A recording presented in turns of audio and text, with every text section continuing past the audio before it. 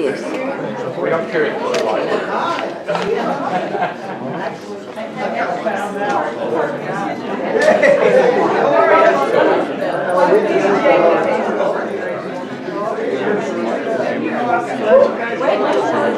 One more.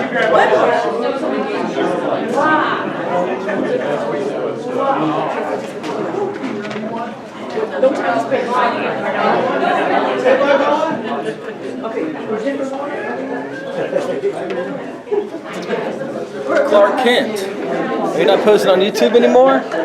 We haven't been here either. Okay. If you noticed. Well, you were here a few council meetings ago.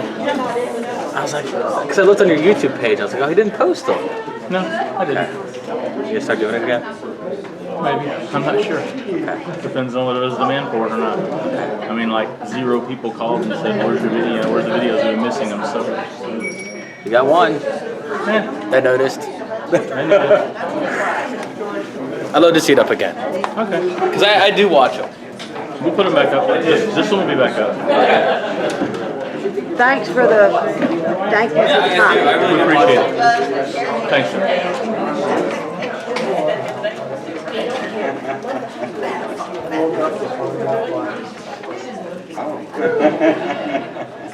Folks, we're going to light him up on that route with Councilman Radman. He is en route. Will be here shortly. So, talk amongst yourselves.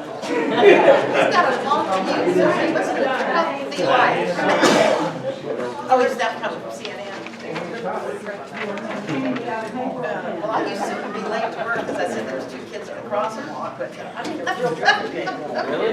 oh, they shut down 75. They didn't give out. They didn't give out anything for the pictures. I called Dennis and said, I cannot get out of here. But they're not showing pictures. He says, you're lying. No keep showing. 2 weeks. When I was late, 2 weeks. Blood pressure medicine quite working. You know that new telephone?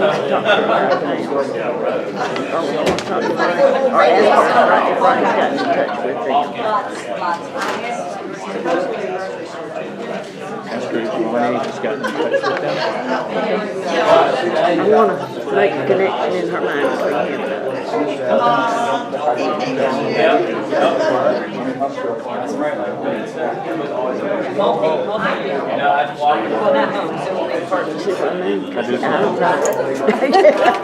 I told you about that last His night. floors are uneven. Yeah, that's what they said on the second. So these floors are uneven. Oh, is that what it is? Yeah. That explains a lot. One double martini down. About Then dead. said the floors are uneven.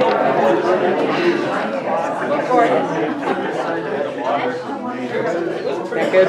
Hurting everywhere. That's what it is. Huh? That's what it is. Next step, don't go. What's the next step?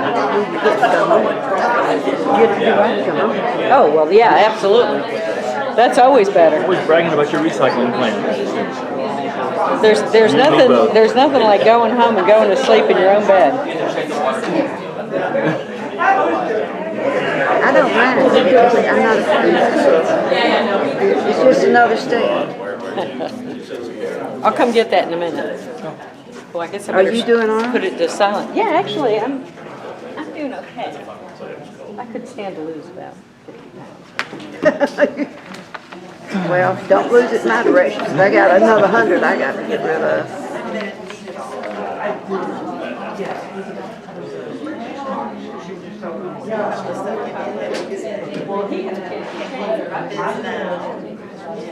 They call me the change of want me to e-blast from home. It's true. I put out the video 2 weeks ago. Well, I guess they'll open this up.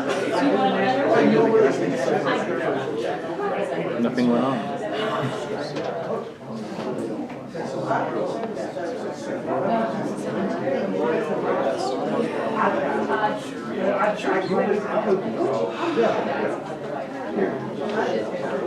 Just keep that one. You got it.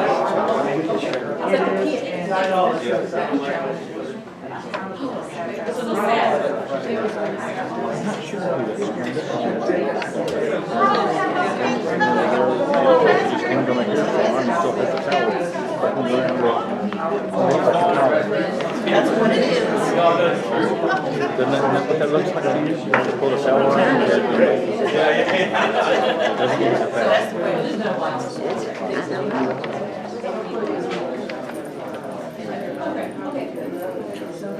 You don't have the hearing aid? Okay, George doesn't have his hearing aids in tonight. Do what? No hearing aids. Oh, it's a free-for-all. Who doesn't? I can't hear it.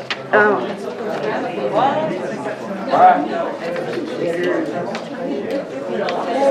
What you say? Come here. I was just thinking, I haven't seen anything on Facebook recently about your son. How's he? Amazing. he was in a coma for 3 weeks. Uh-huh. He knew about it. Right, yeah. Then he came out of the coma, and he got all better. He's at home. That's great. Why It's did, just amazing. I mean, it's just nothing short of a miracle. First they were like, even if he gets better, he's going to be in rehab till Christmas. yeah. And then they're like, well, even if he gets better, he's going to, we don't even know if he's going to regain kidney function. He's got to go to rehab for dialysis. And within like days, just like a couple of days later, Got through all of it. yeah, off of rehab. Just And was able to come straight home. really Really?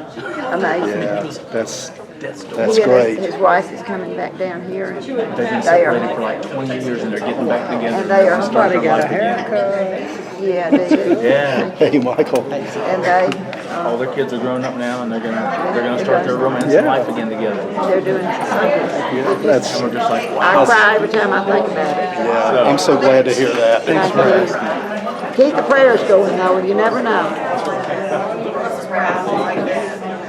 All right, ladies and gentlemen, everybody take a seat. Councilman Raymond is in the house.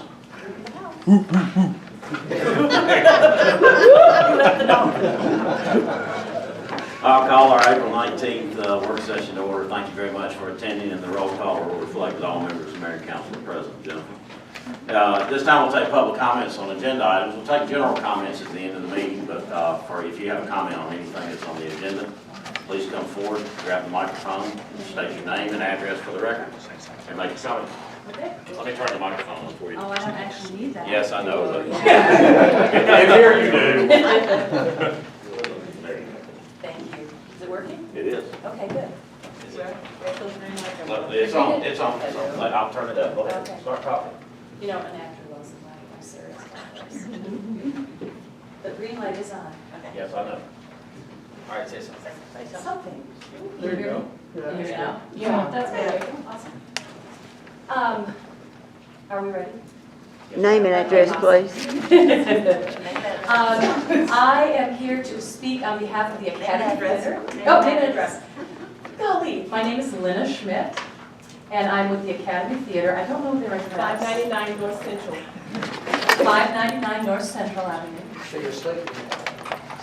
No. Or, yes, sometimes I feel like I am sleeping now. I know you work like. That we do. It's very nice to see so many faces. I know you guys have all seen our work. Rob's here and Christina's here, and you've seen all of us on stage, and it's just nice to see friendly faces.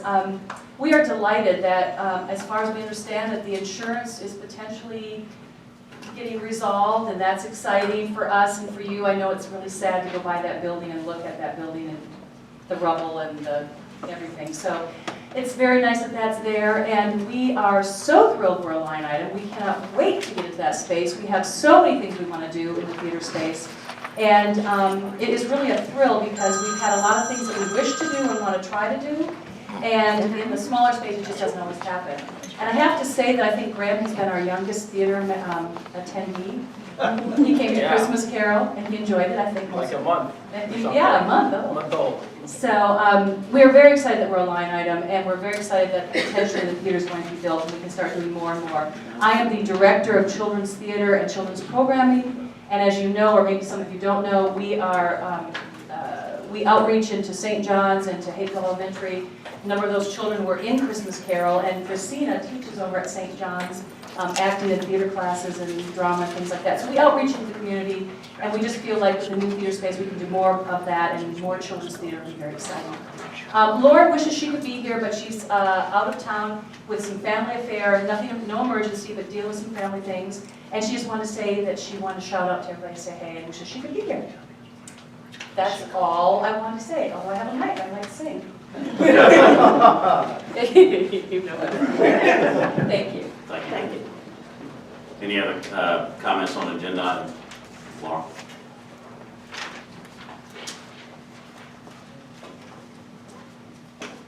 Laura Murphy, 201 Colorado Avenue, Hapeville, Georgia.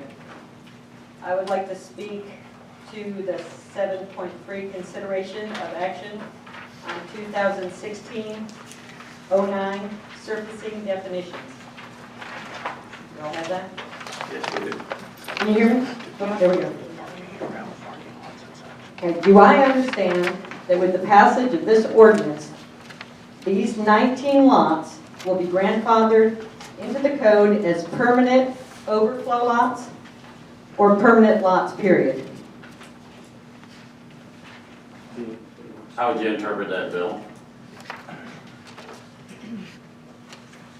Ordinance 1959. Can't hear you. Can't hear you. Sorry, it's open meetings. Hello? Yes, you're there. We got you. All right. So it goes back to 1959, thanks to Jennifer's research.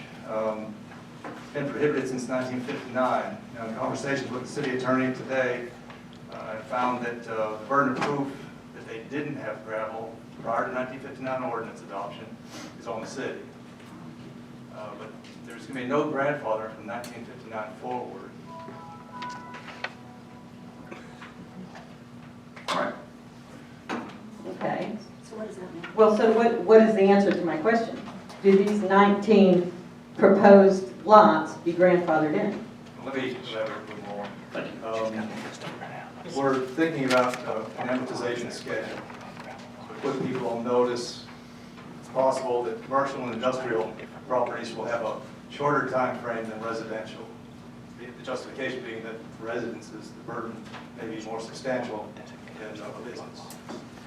So there could be maybe a 7-year period after which you will not be able to refresh your gravel driveway. You'll have to put in an acceptable pavement. For businesses, maybe it's 3 to 5 years.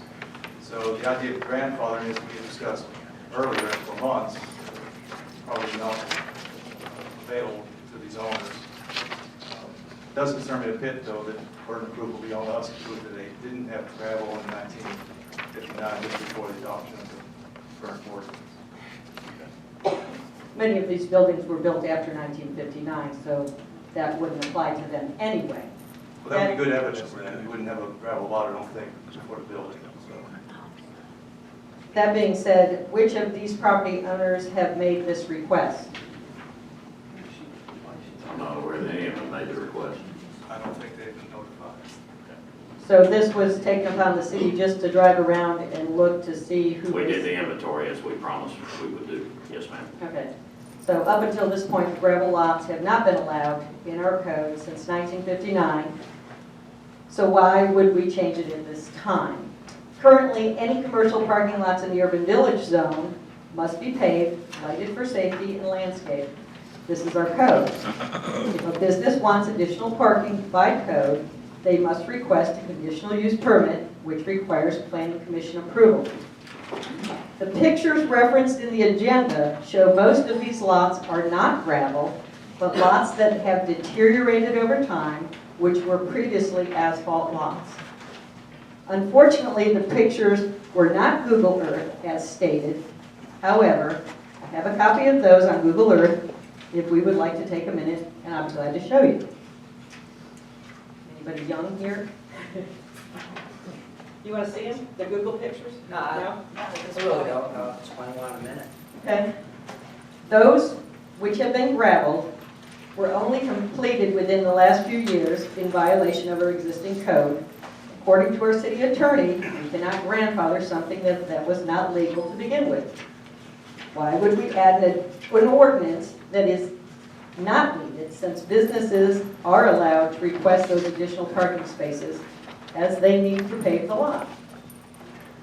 Next, I'd like to speak on the 7.1 overflow parking. It states, a moratorium was placed on the enforcement of parking on gravel lots in 2015. Was to evaluate current policy and standards for parking. After reviewing our city's parking ordinances and standards, the result was a new special events overflow parking ordinance proposal.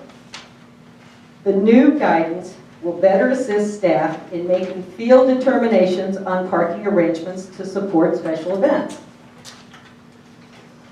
What events do we have scheduled that would require us more parking than we currently have available? Happy Days Parks in the Park. That would be one. Right? The grand opening that the place, the brewery just had to be one. Right, but what lots are available around there that aren't already owned by other businesses that say, sure, you can park in my lots? Only thing you gotta do Well, is I mean, ask. this is for the owners of the lot, so they can have an overflow parking plan should they need it.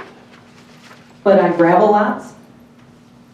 I'm real confused on, it speaks of overflow parking, but overflow parking has to be then asked of the person that owns the lot, unless we have a bunch of city lots that are gravel. So I It's saying believe, that they have to have an appropriate parking permit. right, but if we don't allow gravel lots, it's kind of a moot point. It will be a moot point when the time window collapses. Well, the time window has been on the books for Since a I long was time, 4. since '59. But, To and me, I, this is a game changer. I don't mean to interrupt, but I think you're making great points. I don't want to see the pictures because to me, I agree with you. If these gravel lots, most of them occurred since then we have to reevaluate all of this. So I don't. okay, and so I ask that you not pass this with this little caveat attached. If you want to pass the definitions, pass the definitions, but the way it's worded in here is that if you pass it, you pass everything. Yeah, I get it. And even in the definitions, it's quite confusing on pervious surfaces, whether it's crusher run versus gravel, 57, this, that, what's allowed, what's not allowed. It's a little confusing even in the definitions. Yeah, I'll give my 2 cents when we get to it. Okay, well, the last thing that I would like to bring to your attention, if we have done an inventory on the number of existing parking spaces we have available from Delta, Wachovia, the Delta Credit Union, Porsche, I believe any of our business partners would be glad to allow overflow parking in their lots if we just ask. If walking distance is a problem, for some lots, we have HAP money available to promote tourism and trade for shuttle bus transportation. I think instead of, let's clean up the town. We got all these great things on the horizon, and I really would like to see this gravel lot issue put to rest. Thank you. Thank you.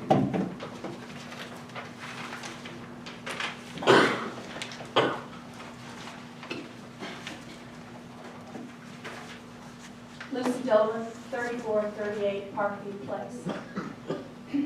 I may be late, dollar short, a day late here, but.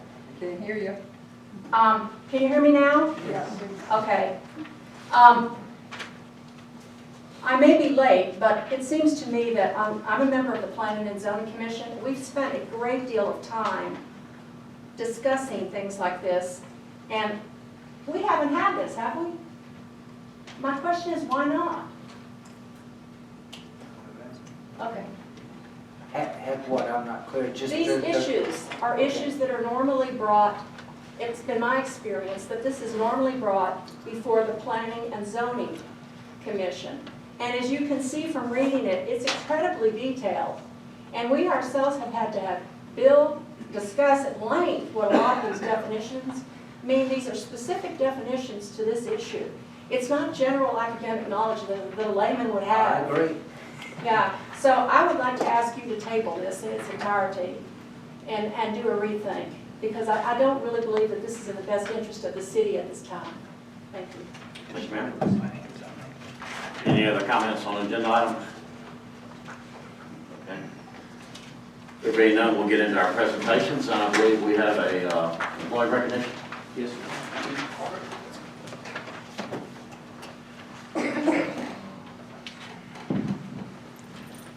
you, Mr. Mayor, members of council. Yeah, as you all know, we have some ribbons that we give out to our employees for outstanding performance. And tonight, I've got a couple of folks that I would like to bring forward. In fact, they weren't able to attend a couple of council meetings ago. So this is actually kind of a recap of what I had already discussed with you guys about a robbery apprehension. But an interesting note, in this particular case, the individuals that I'm recognizing are in the communications department. In this particular case, we actually have an officer who miscued, got the radio on the wrong channel, and if it weren't for the communications officers, that officer would have been on their own in foot pursuit of an armed robbery suspect. So this goes to a point with communications that is sometimes overlooked, not from us, but it's just generally overlooked.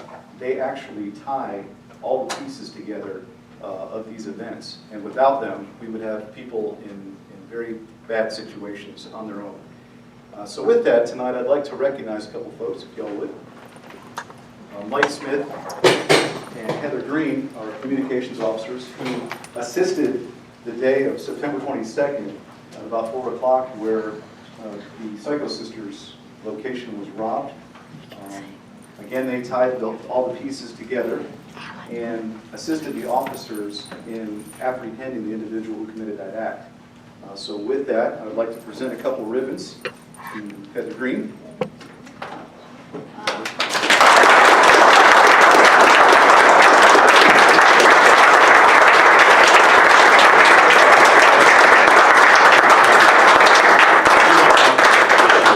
And Officer Mike Smith.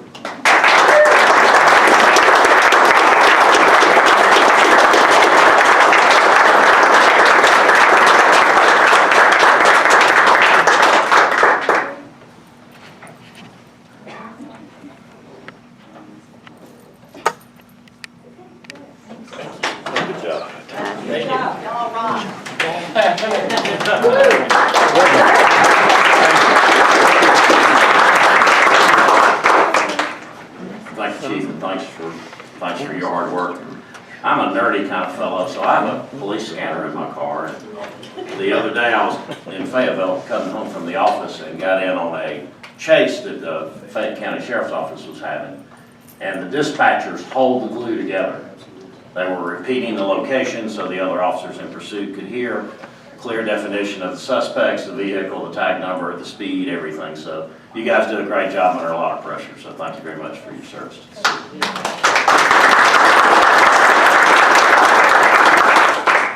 Under our old business area, we have T-Splost package list.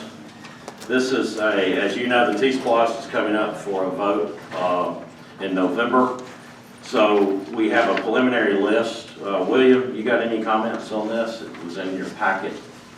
So. Yes, sir. This works. I have the list in the packet, but I also have extra copies here.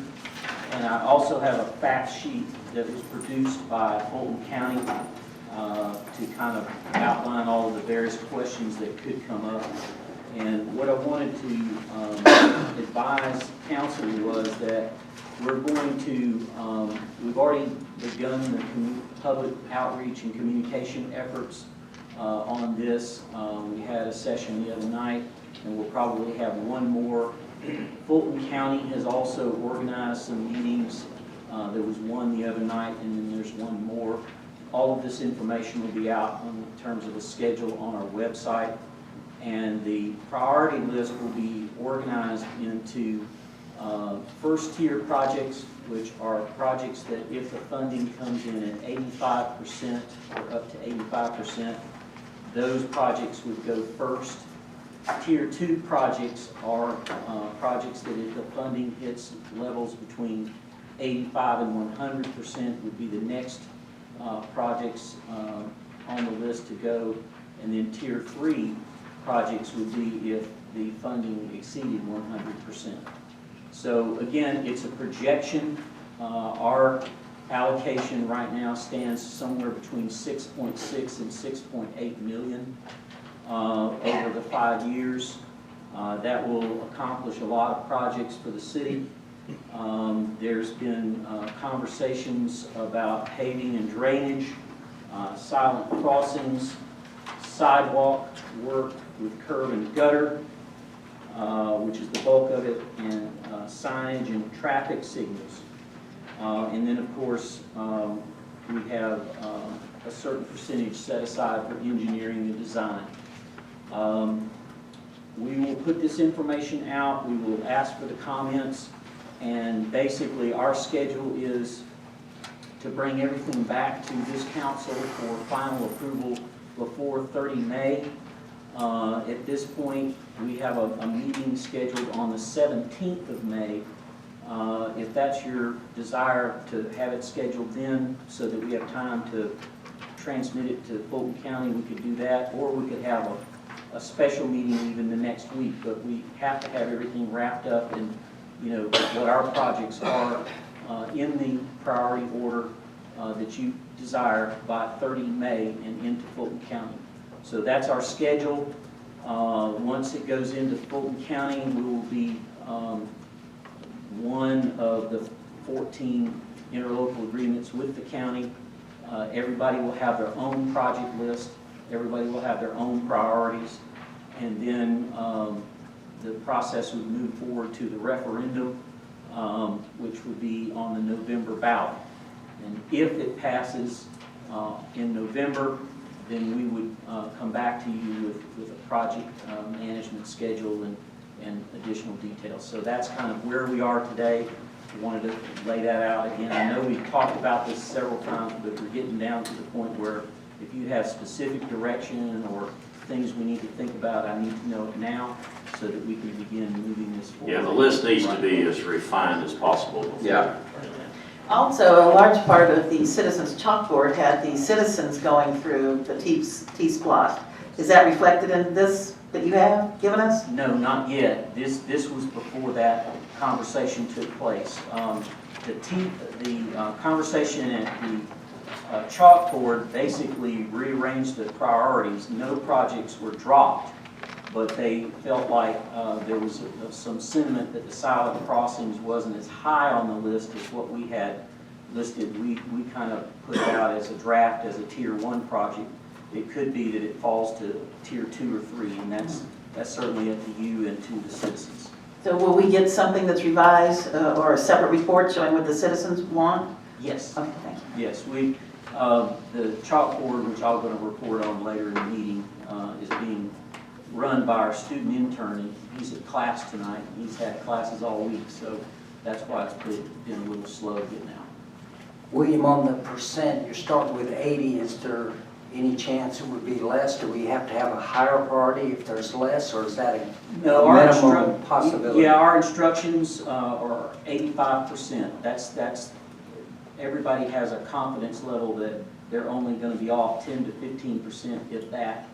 And then they believe that really, based on history with other counties, that the collections would run higher, but the numbers have been vetted and they feel comfortable that we should budget at the 85% level.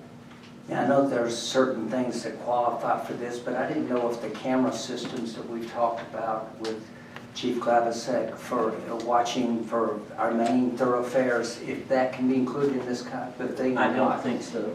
Okay. With bike lanes Yes. and bike paths? Anything Yes. transportation. Because I know we did a study before I came on council. I would like to see us brush that off and see if we can throw some, like for the sidewalk and gutter for 2.4 million, if we can sort of figure out how we can add in bike lanes, you know, just striping on the road, stuff like that, even with the paving. Yes.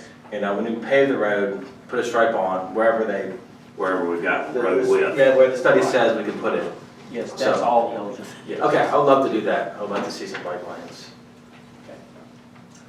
All right. Next item up is the. So oh, again, I'm just sorry. one final Yeah, excuse me, I'm sorry. point, just to make sure, are you all comfortable with us going ahead and having these conversations and then getting the list back for an official vote on the 17th? So what would the official list look like? Would it be like replace sidewalks on this street, pave these streets? Yeah, it would be in the broad categories, but it would actually have some specifics in there so that you could tell and then it would have a funding allocation. Okay. But for the first meeting in May, we couldn't get an idea of where that's going, how That's it's my point, I'd like to see shaping it before we Yeah. vote on it. up. And then we adapted and then. Right, I'm just trying to figure out if you want to wait until later May or whether you want it the 17th and then we'll queue it up however you want. What's your deadline for sending again? 30 May, but I'd like to have it in before then. Yeah, me too. Well, I think if we could look at it the third, about the 17th. Yeah, or the week before, the, whatever, Sure. the second We could meeting put in, it So at the draft, first meeting, can we look at The draft third, that incorporates yes, and citizens and then everything? finalize it on the 17th. That would work. Okay. All right, next item is update on the building collapse, 597 North Central. Of course, this has been on the stove for quite some time. We've had issues getting all the insurance companies to play well together. So, William, you want to bring us up to date on where we stand on this? Yes, sir. Well, as you said, Mayor, it's been a challenge to get multiple attorneys to agree on anything. And we are now through that process. And the city, at your direction, is recommending that we settle for the $117,000. That pretty much fully reimburses the city for the costs of the emergency response. Then we have to go back, we have some budget work to do to take a look at what was spent out of the original contracts and the bond funds. And then I will put together a budget recommendation and bring it back to you on May 17th. And are we going to have to do some re-engineering as well, so we get a metal roof structure versus? Correct. There's a couple of parameters that I would like to ask to be included in the direction and the plan. And number one is safety, making sure that we have all of those issues addressed, because the original plan I don't think is appropriate, especially given the structural integrity of the wall as it exists. And then the second parameter is, if we're going to be spending this much public money, I think there needs to be a process to rethink the project such that we can do multiple purposes, multi-use in the facility. To limit it to a theater-only design would probably be tough to do with the budget we have. Plus, it just seems to be one of those things that would not be, in my opinion, a good use of public funds. So those would be the two parameters. The plan would come back to you for final review on the 17th, and then we will move forward with implementation over the summer. And our goal would be to get you guys back in business and get you going, hopefully by this time next year. William, and what you said, I think our original commit was, in a sense, to provide a big box, a safe box, and of course I agree it needs a steel structure. The walls are just a decorative facade at this point in time that need to be attached to something strong. But we'll also have to follow the obligations of the contract that we have with the theater. I'm not sure. I think we do the box and then how it's stressed out. Yeah, we need to have some tight tank meetings, but we also have to follow what we're committed to. Yeah, I was only speaking from the perspective of the design and the function of the space. I mean, what agreement you have with the theater, there's no intent to violate that. They can still have a theater there. It's just that there may be other uses that could also be in the same, programmed in the same space if you came back with certain designs. If that's what the council desires. Right, I was talking to Lauren about that today, and I was giving the example, it may be at some time that we would do the film series possibly there, because it would be set up for it, and maybe in certain conditions that would be ideal. And so I said, I think that's a little what the multi-use we're talking about. and relax, you know, there's a theater there. So anyway, I thought she was gonna get on a flight or something. I said, so we don't make decisions that fast. I think you're safe. We're not gonna vote on this tonight. Yeah, there'll be, basically what will happen is when the budget and the project comes back to you for authorization, you would, you know, set it up to where there would be a public vetting of the, and conversation about what's, you know, a good design and all of those things. And then, of course, we have to think through the safety parts of it. And Sure. It'll be a community conversation, and it'll get done in good order. And then when we have a good plan, and we can pull the trigger. And as long as we stay within the budget, we'll be good to go. Okay. All right. Next item up, we have under new business, we have the first reading of ordinance 2016-13. This is a special event and overflow parking. We discussed this a little bit earlier during the questions. A moratorium was placed on the enforcement of parking on gravel lots in 2015. The purpose of the moratorium was to evaluate current policy and standards for parking. After reviewing other cities' parking ordinances and standards, the result was a new special event overflow parking ordinance proposal. The new guidance will better assist staff in making field determinations on parking arrangements to support special events. So this will serve as first reading of that ordinance. Any questions or comments, council? Yeah, I'm curious, is the Catholic Church still using additional parking because of their construction? Does anybody know? Yes. Not, well, they're using street parking on King Arnold where But there's, not gravel, right? but not gravel. Okay, well, that's important to know. Well, I think they may use, they do have a gravel paving to their construction area. So they've got a gravel construction road that's Right. temporary. I've met with Dave Ordner with Ordner Construction about that situation, so. Well, you typically don't asphalt construction. Correct, correct. So I've worked in conjunction with St. John's and with Rick and with William to kind of accommodate. The issue is the folks that come to Mass, if they can't see the church, they don't want to park there. So as you can notice, they're kind of parking all over the place. But when they get their arts building done, I think it's going to eliminate a lot of the parking issues that we have. And plus they peak, you know, they'll have, Easter was a big time, of course, and then they'll have they'll have, before graduation, they have like a grandparents' day, and that loads the plate, and then they'll have the graduation for the school, and that'll load the plate. So we've got a few little hurdles to get through, but we think we can get them through without disrupting. They'll be parking in the rear of the, or back in that expansion So area. possibly they would need just permission to park on, quote, their grass for some of those events, Well, or what do you say?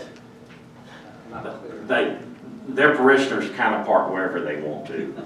Yes. Pretty much. It's a forgiveness thing. Yeah. So, Sorry. They go to confession right after that. right.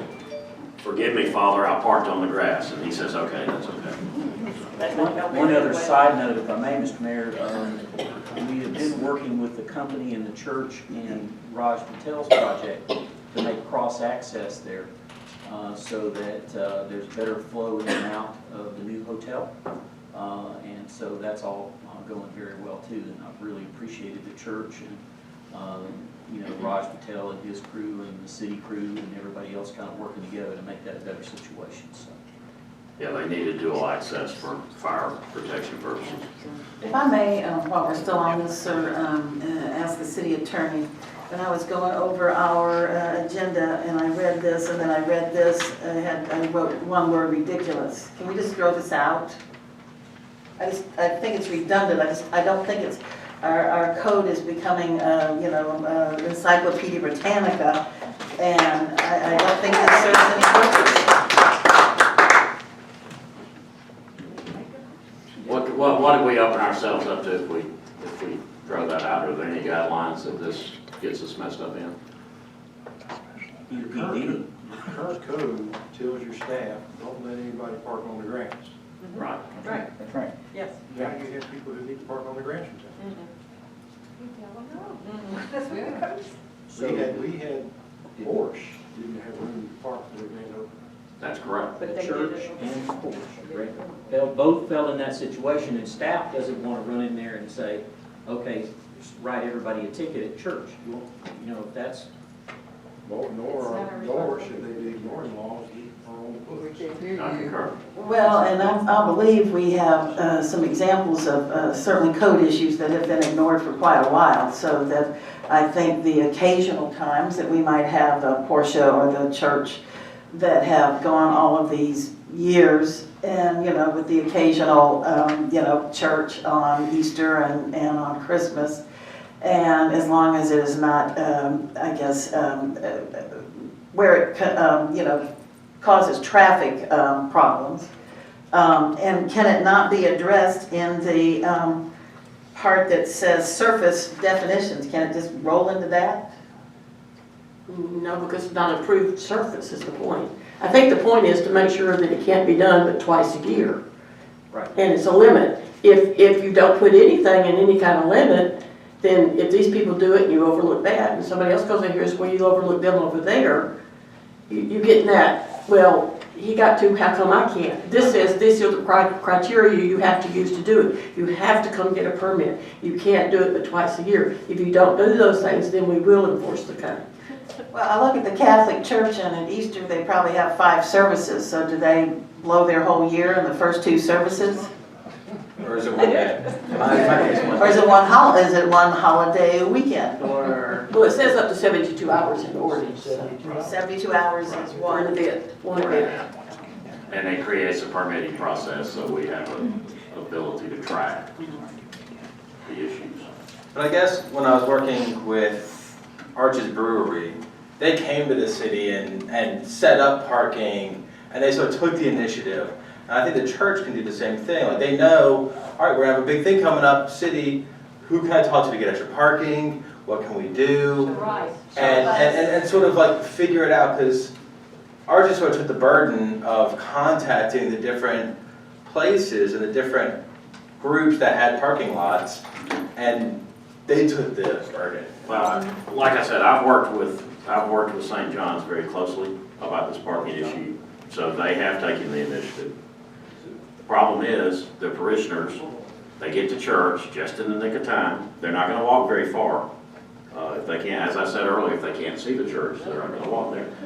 So to say they haven't taken the initiative is not quite true. The people that were coming to Arches wanted to be there, so they're willing to walk. I mean, there's beer there. People going to church when There's beer involved in church, and at the Arches Brewery. So they'll walk for a beer they can't see, but they won't walk to a church they When there's beer at can't the see. end of the rainbow, you'll walk a little bit. And the other thing, I'm assuming when the hotel opens, it may be the same situation Portia's in when they open. They're right open, you very well have more parking than, and over there, they don't have extra lots right next door, because there's not other businesses next door. That's what I'm saying, this is just limits, this is like, if they don't follow these rules, then we can do something about it.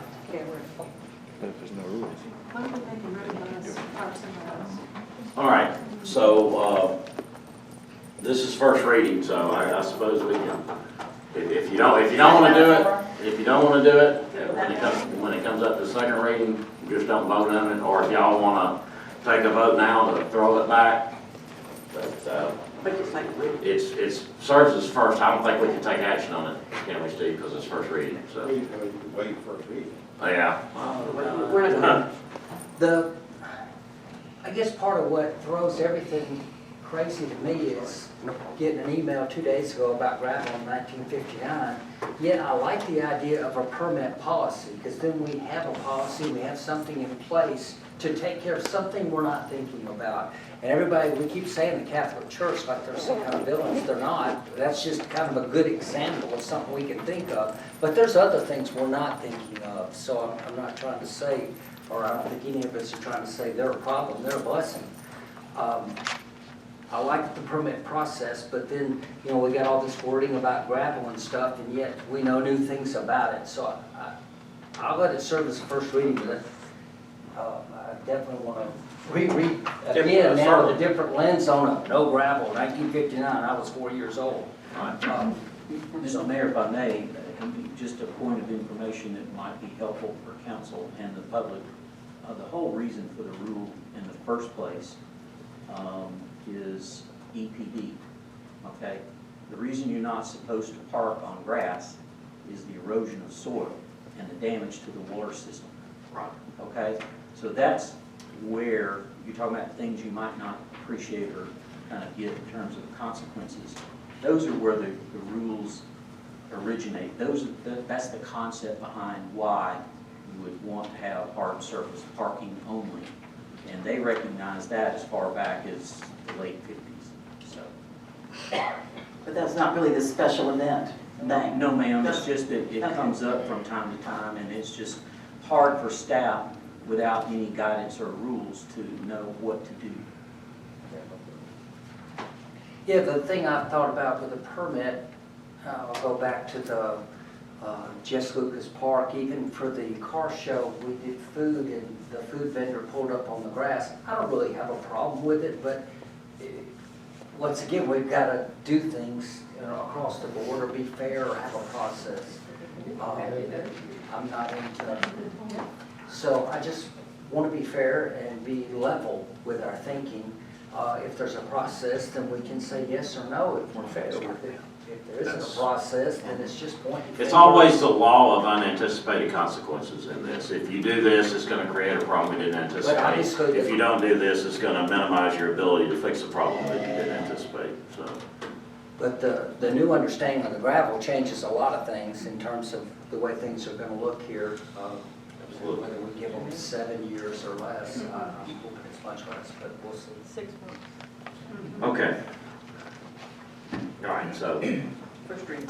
that'll serve as first reading of ordinance 2016-13. Next item, first reading of ordinance 2016-10, lost and stolen property.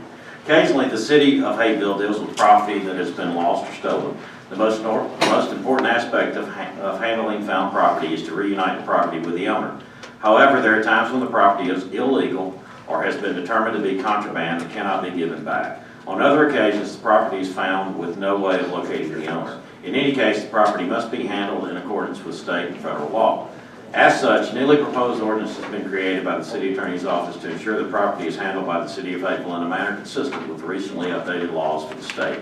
Adoption of this ordinance will bring our rules in compliance with the latest laws and process. So this is what we typically refer to as a housekeeping ordinance. Any particular comments on that? Okay. What brought this up? Will there be a list of the contraband? Recently updated laws by the state. The state of Georgia's Supreme Court passed a new ruling, and the City Attorney's Office felt this ordinance was necessary to bring our rules into compliance with that ruling.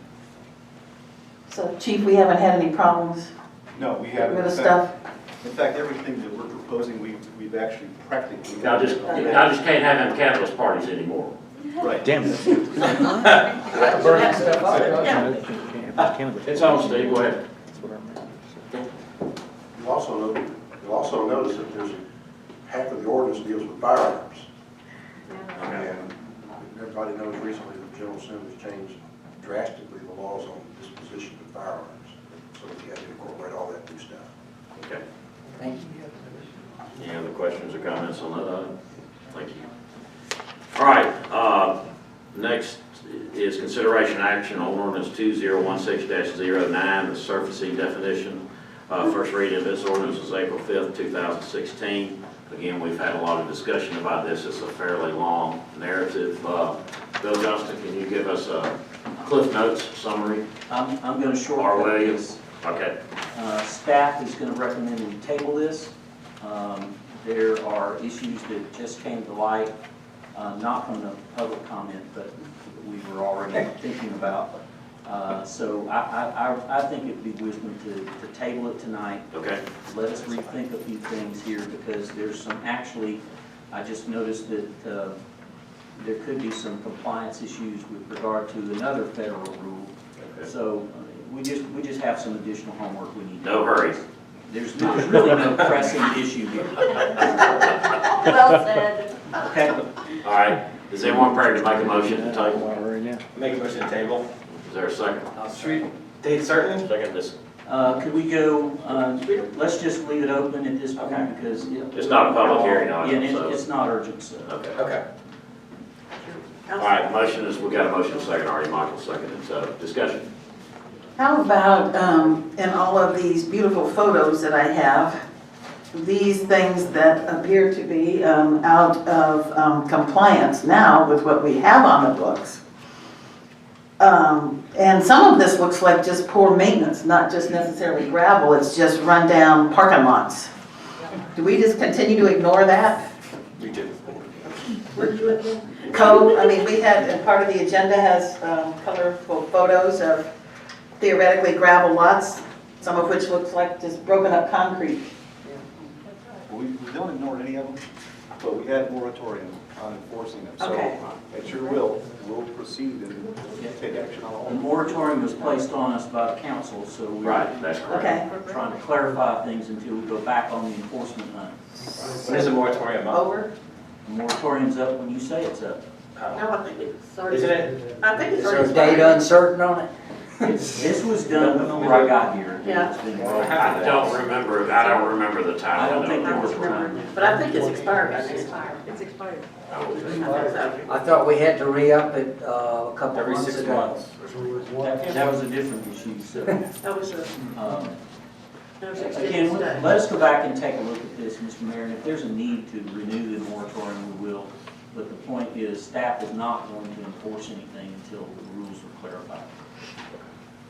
So Jennifer, you don't know if it's still in Yeah, we force? clarified that the moratorium is still on or that it is not on?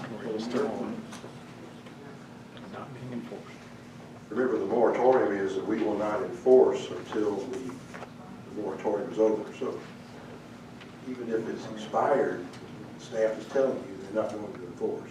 So we can find out. But nothing will happen in the interim until we find out.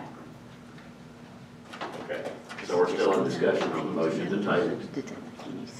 But does the moratorium provide some protection for other things happening? I mean, What do you mean, like a new gravel parking lot or something? No, because it's not legal. It's not legal, so So, no. it's just enforcement of the existing. That was the genesis of the moratorium. so it's the next step to determine how we're gonna bring people into compliance in terms of And that'll be one time of and the table. steps. but- That's one of the things we need to weigh out here and that we need to do some more thinking about.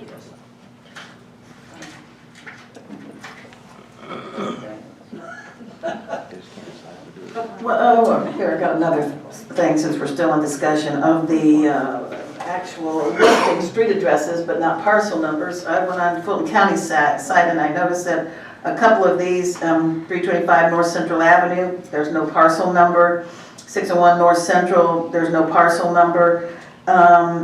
So I'm curious, how does that happen? Well, sometimes the parcel numbers, it may be a joint address and the parcel numbers are one. I might have to take a particular look at the addresses. But I thought we were Because- working on a shift to emphasize the parcel number. On permits, Yeah, but this, Fulton County's website, we don't have control for them. Well, I think, don't they receive their information from us? When somebody applies for, zoning or whatever, parcel number so-and-so is at such and such address? they do their own inventory of the parcel numbers. We receive our information from them. Because it seems to me, because I saw there's no parcel number, there's no tax income. Am I missing a link there? Not necessarily. Okay. Because there were some that were raised before that were addresses that, sometimes an address is recorded one way at Fulton County, but the address has been changed. The postal address has been changed. And that links that same piece of property to a different address. So I think the main thing would be to turn that, have staff review those addresses and Okay. just confirm that they're all out there. Tax rolls. Probably we can trace them down. Is it very hard to produce a list of non-parcel ID properties in Hapeville? Shouldn't be a problem at all. I'm sure we could. But Travis could knock it out in an afternoon. Right, Travis. Louder than I think we're capable of producing that It information. comes up a lot. I mean, I know my address has changed at the cafe. It used to be North Fulton, and Alan Poole changed the whole building to 636, but I have a parcel ID, and I do pay taxes there. My house is free. It happens. I can't help it. I And my water bill's $49. I don't know what's going on. But anyway, no I'll spikes pay for your me. extra. You're not an outlier. I was out on it. Oh, okay. He's an inlier. All right. Okay, any other, we're still in discussion on this item. Is there any other comments or questions? All right, otherwise, all in favor of tabling, please raise your right hand. All opposed, same sign. Motion carries. All right, next item is consideration to accept a grant award from the Atlanta Regional Commission for Comprehensive Plan Update. City staff has met with senior principal planner of the Atlanta Regional Commission. We have discussed the terms and conditions of the $100,000 grant award being offered by the ARC to support the comp plan update and livable communities initiative LCI. The grant calls for a 20% local match. The project schedule calls for the city to issue an RFP for planning consultant support services. This will mark the first time a comp plan and LCI study will be packaged together. The project will be observed as a possible model for future efforts. The RFP will be issued in the next few weeks once the consultant is selected for the project schedule and structure within the organization. The date for the final report will be August 31st, 2017. Staff requests the mayor be authorized to accept the ARC 80% grant with a 20% local match provision and sign the contract acceptance documents. City staff have identified the funds needed for the match and will request a carry forward be authorized by council from this fiscal year budget to provide our portion of the local match. Okay, William. Okay, I think that lays it out pretty well. We are ready to sign off on the contract. It's in the package. We need authorization to do that because there is a local match involved. Gerald Lombard is here. He and I have coordinated on this, and as soon as you say the contract is ready to go, then we will issue the RFP in the next few weeks and get the project moving, and with a final end date being August 31st, 17. Raise your hand, Gerald. How you doing, Gerald? I'm good. Thanks for coming tonight. All right. So is anyone prepared to make a motion on this item? Motion to approve. Motion to approve. Is there a second? Second. Second. Discussion. I have some. On March 16th, Mayor and Council and several others received an email from Mickey Williams and members of a committee that several citizens have graciously and unselfishly decided to form. And as such, they had been in touch with members of the ARC and with LCI and about the comp plan and the LCI and running it together, or performing it at the same time. And I guess my question is, if we have an 80-20 split and our wonderful cast of citizens can do that 20 for free, I believe they volunteered, wouldn't that be a better budget move? We can't. I don't think it's an in-kind. Yeah, the funds are there to pay the consultant, and the project requires that we hire a consultant. That's what the contract and scope of work is involved. We certainly will be more than happy to work with any citizens who want to volunteer their time. But well, then we can hire them. That would be part of the process. That's going to be authorized and approved.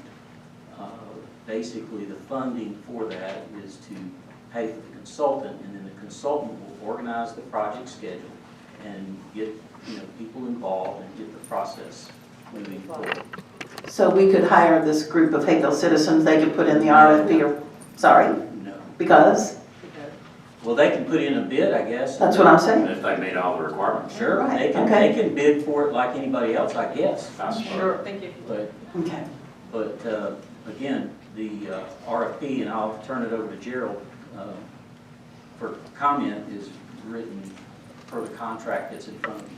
What is the norm, Gerald, for consultants for this LCI? As in, What are the standards for consultants' qualifications, basically? we do have some standards for consultants, would be relevant, but we do leave it up to each individual jurisdiction. But we would like to see relevant experience. There has to be, there are some very strict deliverables, such as doing a transportation assessment of the city, doing market research and market evaluation and providing recommendations for future real estate market investments, what direction that this, population projections,